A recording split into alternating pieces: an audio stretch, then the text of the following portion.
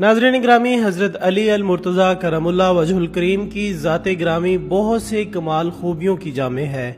आप शेर खुदा भी हैं और दामाद मुस्तफ़ा भी, हैदर कर्रार भी हैं, और आप साहिब जुल्फ़कार भी, हजरत फातिमातुज़ ज़हरा के शोहरे नामदार भी, और हसनैन करीमैन के वालिद बुजुर्गवार भी। जबकि शुजाअत व बहादुरी में आपका इस रूए ज़मीन पर कोई जोड़ न था। आप अलैहिस्सलाम ने हुजूर अकरम सल्लल्लाहु अलैहि वसल्लम के साथ किसी भी गज़वा में शिरकत की तो आपने कामयाबी को ही अपना मुक़द्दर बनाया। लेकिन आपकी कुछ जंगें ऐसी भी गुजरी हैं जिनको तारीख में बहुत कम लिखा गया। इन्हीं में से एक जंग बीरुल इल्म भी है, जो कि हजरत अली रज़ियल्लाहु ताला अन्हो ने जिन्नात के खिलाफ लड़ी थी। जी हाँ नाजरीन, आज की वीडियो में हम इसी जंग का जिक्र करने वाले हैं जिसमें आप अलैहिस्सलाम ने जिन्नात से जंग करते हुए 20,000 जिन्नात को कत्ल कर दिया और बहुत से कबीलों को दायरा इस्लाम में दाखिल किया। हजरत अबू सईद खदरी व हुज़ैफा युमानी से मरकूम है कि जनाब रसूलुल्लाह सल्लल्लाहु अलैहि वसल्लम जंगे स्कार से वापसी में एक उजाड़ वादी से गुजरे। आप सल्लल्लाहु अलैहि वसल्लम ने सहाबा किराम से पूछा कि ये कौन सा मुकाम है, जिसके जवाब में उमर बिन उमैया ज़मरी ने कहा कि इसे वादिये कसीब अरज़क कहते हैं, और इस जगह एक कुआं भी है जिसमें वो जिन रहते हैं जिनको जनाब सुलेमान अलैहिस्सलाम भी काबू न कर सके थे। और मजीद बताया कि यही वो जगह है जहां से तुब्बा यमानी गुजरा था और उसके 10,000 सिपाही इन्हीं जिन्नों ने मार डाले थे। आप सल्लल्लाहु अलैहि वसल्लम ने ये सुनकर फरमाया कि अच्छा, अगर ऐसा है तो फिर यहीं ठहर जाओ। लिहाजा आपके हुक्म के मुताबिक काफिला वहीं ठहर गया। फिर आप सल्लल्लाहु अलैहि वसल्लम ने फरमाया कि 10 आदमी जाकर जिन्नों के कुएं से पानी लाएं। जब ये लोग कुएं के करीब पहुंचे तो एक जबरदस्त अफरियत बरामद हुआ और उसने एक जबरदस्त आवाज दी जिससे सारा जंगल आग का बन गया और धरती कांपने लगी। ये खौफनाक मंजर देखकर सब सहाबी वापस आ गए, लेकिन अबुल आस सहाबी पीछे हटने के बजाय आगे बढ़ते गए और थोड़ी ही देर में जलकर शहीद हो गए। इतने में जिब्राईल अलैहिस्सलाम नाजिल हुए। उन्होंने सरवर कायनात सल्लल्लाहु अलैहि वसल्लम से कहा कि किसी और को भेजने के बजाय आप इल्म देकर अली इब्न अबी तालिब रज़ियल्लाहु ताला अन्हो को भेजें। लिहाजा आपके हुक्म के मुताबिक हजरत अली अलैहिस्सलाम इस कुएं की जानिब रवाना हुए। हुजूर अकरम सल्लल्लाहु अलैहि वसल्लम ने दस्ते दुआ बुलंद किया और अल्लाह ताला से दुआ की कि वो हर बार की तरह इस बार भी हजरत अली रज़ियल्लाहु ताला अन्हो को कामयाबी नसीब फरमाए। जब जनाब अली अल मुर्तज़ा वहां पहुंचे तो फिर वही अफरियत बरामद हुआ और बड़े गुस्से से कुछ पढ़ने लगा। आपने फरमाया कि मैं अली इब्न अबी तालिब हूँ, मेरा शेवा, मेरा अमल सरकशों की सरकोबी करना है। ये सुनकर आप पर उसने जबरदस्त करतबी हमला किया। आपने वार खाली देकर उसे जुल्फकार से 2 टुकड़े कर डाला। इसके बाद आग के शोले और धुएं के तूफान कुएं से बरामद हुए और जबरदस्त शोर मचा और बेशुमार डरावनी शक्लें सामने आ गईं। हजरत अली रज़ियल्लाहु ताला अन्हो ने बरदऊ व सलामन कहा और चंद आयतें पढ़ी जिससे आग बुझने लगी और धुआं भी आहिस्ता आहिस्ता हवा में तब्दील होने लगा। फिर हजरत अली रज़ियल्लाहु ताला अन्हो कुएं की जगह पर चढ़ गए और कुएं से पानी हासिल करने के लिए बर्तन डाल दिया, लेकिन जिन्नात की जानिब से वो बर्तन कुएं से बाहर फेंक दिया गया। आप अलैहिस्सलाम ने कुछ कलाम पढ़ा और कहा कि मुकाबले के लिए आ जाओ। ये सुनकर एक और खौफनाक अफरियत बरामद हुआ, लेकिन आपने उसे भी कत्ल कर दिया। फिर कुएं में बर्तन डाला, लेकिन वो बाहर फेंक दिया गया।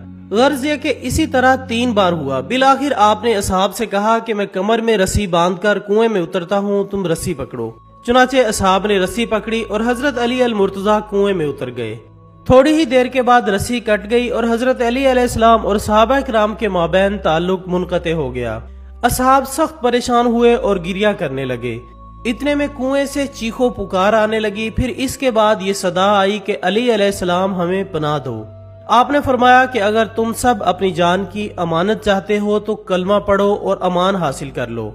लिहाजा फिर इन सब को कलमा पढ़ाया गया। इसके बाद रस्सी डाली गई और अमीरुल मोमिनीन अलैहिस्सलाम 20,000 जिन्नों को कत्ल करके और बहुत से कबाइल को मुसलमान बनाकर कुएं से बरामद हुए। आप अलैहिस्सलाम ने उन्हें इस्लाम कबूल करने वाले जिन्नात में से एक जिन को उनका सरदार मुकर्रर किया, जिसका नाम जाफर जिन था। इसका नाम अरगवान जाहिद था, मगर बाद में जाफिर जाहिद के नाम से मशहूर हुआ। तारीख में मिलता है कि जब हजरत अली अलैहिस्सलाम के लख्ते जिगर इमाम हुसैन अलैहिस्सलाम ने करबला के मैदान में इस्तगासा बुलंद किया تو تمام انبیاء کرام، مقرب فرشتے اور دیگر ملائکہ، جنات اور دیگر نہ نظر آنے والی مخلوقات بھی نصرت امام کے لیے حاضر ہوئیں۔ ملائکہ کا ایک گروہ اپنے منصور نامی سردار کے ساتھ آیا، جبکہ جنات کا ایک گروہ بھی آپ کی مدد کو پہنچا، اور اس گروہ کا سردار وہی ظافر زاہد نامی جن تھا جس کو حضرت علی علیہ السلام نے بیر العلم میں مسلمان کیا تھا۔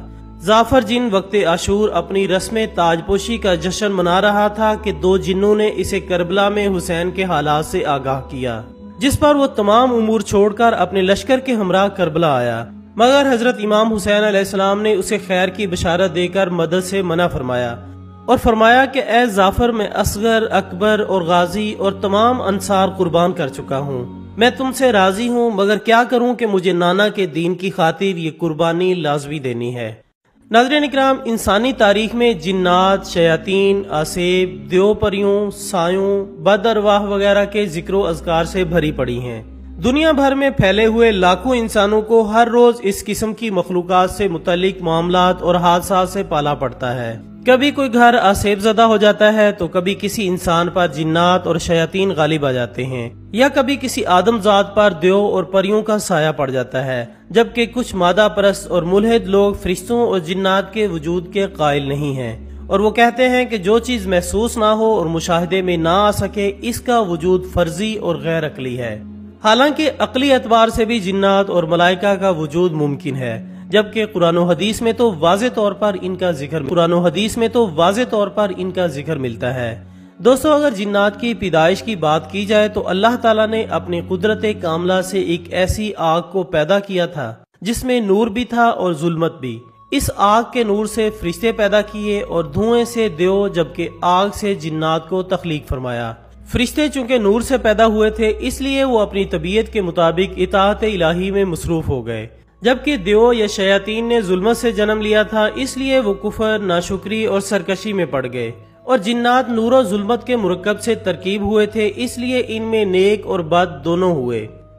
جنات کی 3 اہم خصوصیات ہیں، ان میں سے ایک تو یہ ہے کہ وہ نظر نہیں آتے، دوسری یہ کہ جو شکل و صورت اختیار کرتے ہیں یا جس مخلوق کا روپ دھار لیتے ہیں، ان کی آواز بھی اسی مخلوق جیسی ہو جاتی ہے، اور تیسری یہ کہ جب کوئی انسان انہیں کوئی بھی قسم دے تو وہ اس کو پورا کرنے پر مجبور ہوتے ہیں۔ جنات بھی مذاہب کے لحاظ سے انسانوں کی طرح ہیں، وہ مسلمان بھی ہوتے ہیں، ہندو، عیسائی، لا دین، یہودی کے ساتھ ساتھ رافضی اور مجوسی بھی ہوتے ہیں۔ دوستو، اسلام سے پہلے بھی عربوں میں جنوں کے تذکرے موجود تھے۔ اس زمانے میں سفر کرتے وقت جب رات آ جاتی تھی تو مسافر اپنے علاقے کے جنوں کے سردار کے سپرد کر کے سو جاتے تھے۔ کہا جاتا ہے کہ انسان کی تخلیق سے قبل دنیا میں جنات آباد تھے، جنات کی آگ سے تخلیق ہوئی تھی اور انہوں نے دنیا میں فتنہ و فساد برپا کر رکھا تھا۔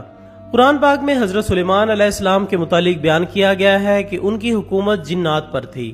حضرت سلیمان علیہ السلام نے بہت سی عبادت گاہیں اور ہیکل بنوائے تھے، وہ جنات کی مدد سے ہی تعمیر کروائے تھے۔ صحیح حدیث میں ہے کہ ہر انسان کے ساتھ ایک ہمزاد شیطان جن ہوتا ہے۔ ہمزاد جن ایک قسم کا شیطان ہے جو کہ شیطان کے ساتھ ہر وقت رہتا ہے۔ صحیح مسلم میں ہے کہ حضرت عبداللہ بن مسعود رضی اللہ تعالیٰ عنہ سے روایت ہے کہ رسول اکرم صلی اللہ علیہ وآلہ وسلم فرماتے ہیں، لوگوں، تم میں کوئی شخص نہیں جس کے ساتھ ہمزاد جن اور ہمزاد فرشتہ نہ ہو۔ لوگوں نے عرض کیا کہ اے اللہ کے رسول صلی اللہ علیہ وآلہ وسلم، کیا آپ کے ساتھ بھی ہیں؟ آپ نے ارشاد فرمایا کہ ہاں، میرے ساتھ بھی ہے، لیکن اللہ تعالیٰ نے میری مدد فرمائی ہے کہ وہ ہمزاد شیطان مسلمان ہو گیا، لہٰذا وہ مجھے سوائے بھلائی کے کچھ نہیں کہتا۔ تو دوستو، یہ تھی ہماری آج کی ویڈیو۔ ہم امید کرتے ہیں کہ